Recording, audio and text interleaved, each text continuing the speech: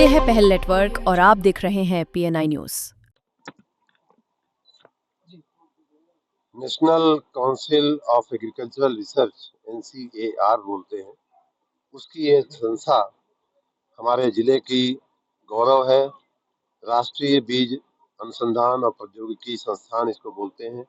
यहाँ हमारे पूर्व के नेता माननीय कल्पनाथ राय जी के प्रयासों से इस संस्था की स्थापना हुई और स्थापना के बाद हमारे जिले, हमारे क्षेत्र के किसानों को विशेष रूप से उन्नत बीज देने के लिए ये संस्था बहुत ही अच्छा काम कर रही है। और इसी क्षेत्र के लिए नहीं बल्कि हमें बताया गया कि पूरे देश में यहाँ जो अनुसंधान होता है, जो जो काम होता है, उसका पूरे देश में उसका उपयोग होता है। तो इन लोगों ने मैं आज किसान सम्मेलन में आमंत्रित किया, मैं यहाँ आया और किसानों से बात करने का अवसर मिला। हमने बताया भी कि किस प्रकार अपने उसी खेत से या अपनी उसी गाय या उसी भैंस से हम ज्यादा अन्न उत्पादन कर सकते हैं, कैसे ज्यादा दूध उत्पादन कर सकते हैं और अन्य कैसे कैसे काम करके हम लोग अपनी आमदनी को बढ़ा सकते हैं, जिससे गांव में रहने वाले परिवार को, नौजवानों को भी उतनी ही आमदनी होने लगे जिसके लिए वो शहर में जाने को मजबूर होता है।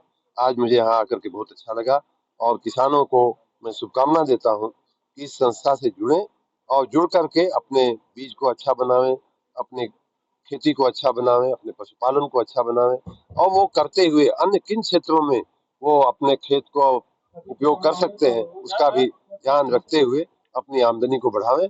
इसी बात के लिए हम यहाँ आए थे। बहुत बहुत शुभकामनाएं। यहाँ लोगों के द्वारा नहीं, इंस्टीट्यूट के द्वारा 3 प्रमुख बातें उनको जो कष्ट दे रही हैं वो बताए हैं। एक तो ये कि सड़क जो है थोड़ी और चौड़ी हो जाए तो अच्छा लगेगा।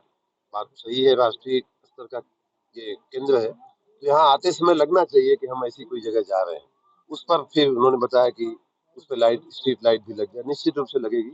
और ड्रेनेज की यहाँ समस्या है कि पानी शायद यहाँ भर जाता है, उसका निकासी का कुछ प्रबंध करना पड़ेगा। यही 2-3 चीजें बताया है।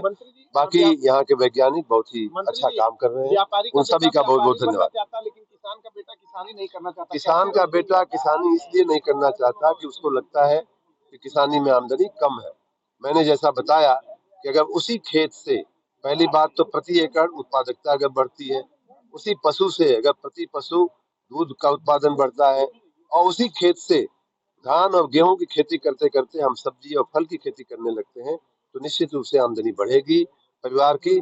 और तब हमारे बेटे, हमारे भाई गांव में रह करके ही जिस पैसे के लिए वो शहरों में जाकर के बेचारे कष्ट की जिंदगी बिताते हैं, उसके बजाय वो गांव में रुक करके माँ बाप की सेवा भी करेंगे, अपने पशुओं की सेवा भी करेंगे, गौ माता की भी सेवा करेंगे और साथ में उनको वही आमदनी घर बैठे मिलती रहेगी।